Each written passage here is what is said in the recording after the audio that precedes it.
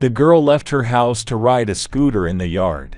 But when her parents went to check on her, the girl was not there. There were surveillance cameras and a lot of neighbors in the yard, but it seemed to fall into the ground in a matter of seconds. The police and the FBI quickly got involved. With each hour of searching, they became more and more convinced that something bad had happened to the girl, but none of them were even close to how shocking and outrageous the ending would be. Maddie Middleton was born on October 5, 2006 in Mountain View, California. Later, her family moved to a small town called Santa Cruz. The girl's parents were professionally engaged in creativity, so they were allocated an apartment in a special residential complex designed for people associated with art. This place combined art galleries, a dance studio, and many pieces of modern art. Given that all residents were connected by creativity, they got along well with each other, constantly participated in joint events, and were a very friendly community. Maddie has loved this place since she was a child. She inherited her parents' love of art.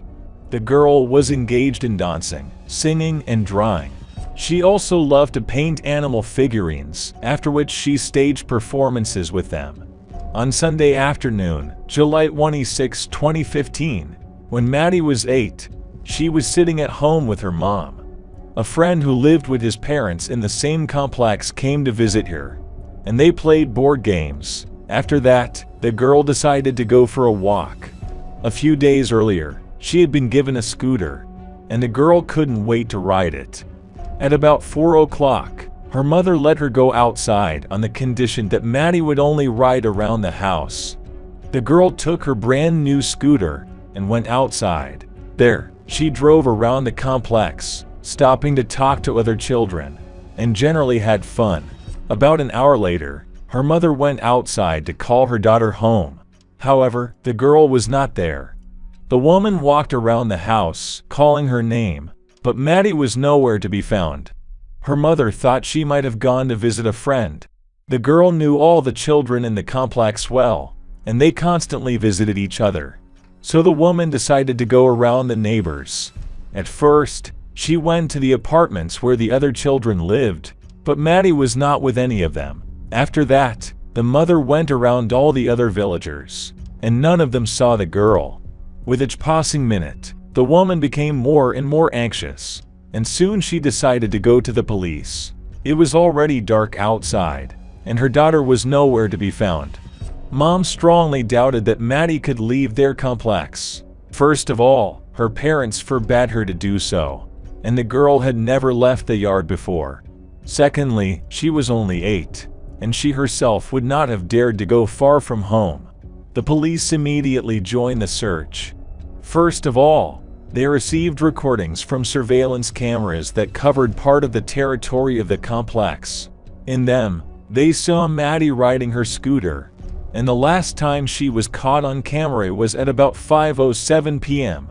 She drove into a blind spot and has not been seen since. The police also interviewed all residents of the complex.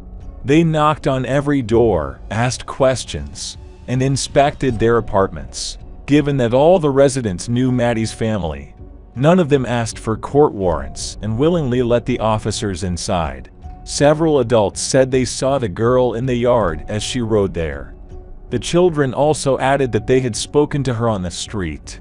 But all this information did not help the police at all. They made leaflets with photos of the missing girl and began distributing them on the streets. The media also got involved in the case, so that information about Maddie's disappearance quickly reached the residents of the city. As a result, the police began to receive a large number of findings, but all of them led them to a dead end. After they thoroughly inspected the entire territory of the complex, the search was extended by several kilometers. They continued all night, but brought no results. The girl's parents asked reporters to share any information about their daughter's whereabouts. These recordings were shown on all local TV channels, which attracted even more attention to the case. The next morning, the police department requested help from the FBI, and 50 agents joined the search. They re-inspected the complex and interviewed all the residents. But the result was the same. By that time, the police had received more than 1,000 fines, as well as enlisted the help of several hundred volunteers who helped in the search and distributed leaflets. Based on all available information, detectives were inclined to believe that it was unlikely that Maddie could have left the compound. This was indicated by the recordings from the cameras, according to which she disappeared somewhere in the blind spot located at the other end of the exit from the territory of the house. In addition to this, it seemed that the girl had disappeared in a matter of moments, and in order to get out of the complex, she would have had to walk several hundred meters where the cells were. She could have been spotted by other tenants. For this reason, the investigators focused on the complex and once again began to comb it. They also asked residents to carefully inspect their garages, cars, and other places where a child could potentially be hidden. In total, there were 100 apartments in the building, and the police inspected each of them several times. However, these superficial examinations did not reveal any trace of the girl. They continued to search the compound until at about 2000 hours the police asked all residents to go outside. While they were there, the officers began to re-search the apartments and soon issued a disappointing statement. Maddie Middleton's body has been found, and they are now investigating the circumstances of her death. In a statement to reporters, police gave more details. The girl's body was found in one of the garbage containers located in front of the house. She was wrapped in a bag, making it difficult to spot her among the other garbage bags. It wasn't until the investigators began to get each of them that they saw Maddie there. This news shocked the residents of the complex. At that time, the police did not disclose all the details, so people had no idea what had happened to the girl. But soon they were in for an even bigger shock after they were all asked to go outside. Investigators arrested one of the residents of the house, 15-year-old Adrian Gonzalez. It was obvious to everyone that his arrest had something to do with the girl's death, but detectives kept the details secret. The residents of the complex, who had known the young man since childhood, refused to believe that he had killed her. A version began to spread among them that some accident could be to blame. However, the truth turned out to be much more tragic. In the morning, medical experts examined the girl's body and found that she had been hit multiple times with fists and a sharp object, and the cause of death was strangulation. In addition, she was subjected to violence. At the same time, the victim's mouth was sealed with tape. None of the residents of the complex could believe that Adrian would do such a thing to a child. The guy lived in their house with his mother for 6 years, and everyone knew him very well. He got along well with the younger children, teaching them tricks and playing the piano. Adults described him as a politely calm young man, and had never seen any aggressive behavior in him before. A little later, the police shared additional information and told how they found Adrian. It happened at the very moment they discovered the body. The teenager followed them at a distance and watched intently as the investigators examined the contents of the dumpsters. As they approached where Maddie's body bag was and began to retrieve it, the guy suddenly ran in the opposite direction, and the police rushed after him. His behavior was extremely strange. Adrian couldn't see that there was a body in the urn, as the investigators hadn't retrieved it yet. This escape attempt indicated that the guy was initially aware of the contents of this particular container. The police quickly caught up with him and detained him. The young man had attracted the attention of detectives before.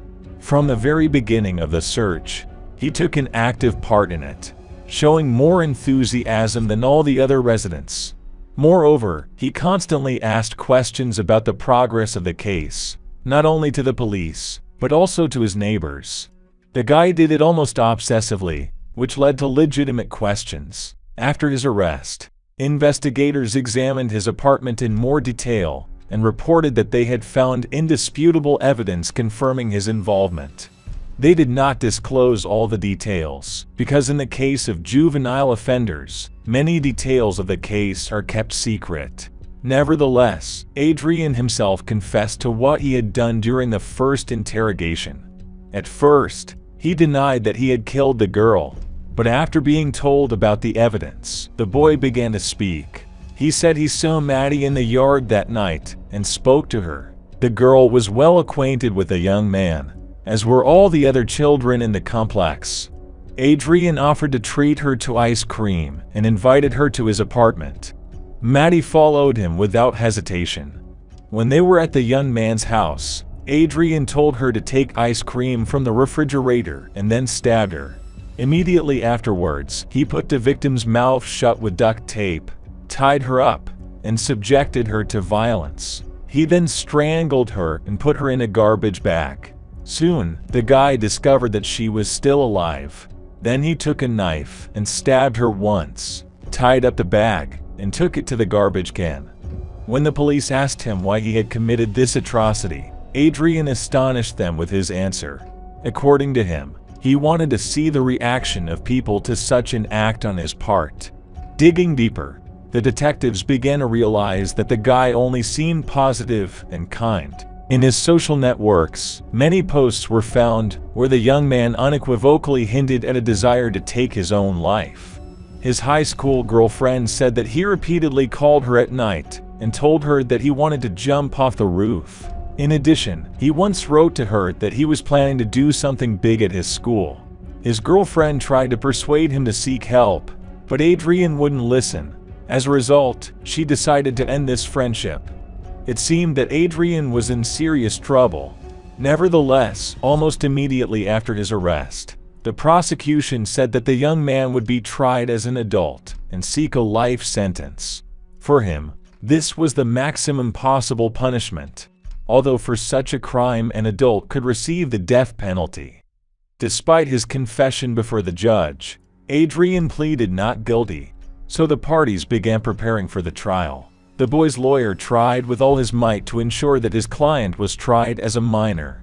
He pointed out that the young man was clearly suffering from psychological problems and needed to be helped, not locked up in prison for the rest of his life. However, the lawyer was the only one who shared this point of view. The case was heavily covered in the news, and people demanded the maximum punishment for the killer. Even the judge expressed the opinion that it is very dangerous to release such a person back into society, since rehabilitation is unlikely to be able to correct him. He committed a planned and extremely brutal murder, for which he should be isolated. The lawyer also pointed out that the young man had a troubled childhood. His mother left his father because he raised his hand against her and the child. Later, the woman began to suffer from alcohol and drug addiction, but she received the necessary treatment and got rid of these problems.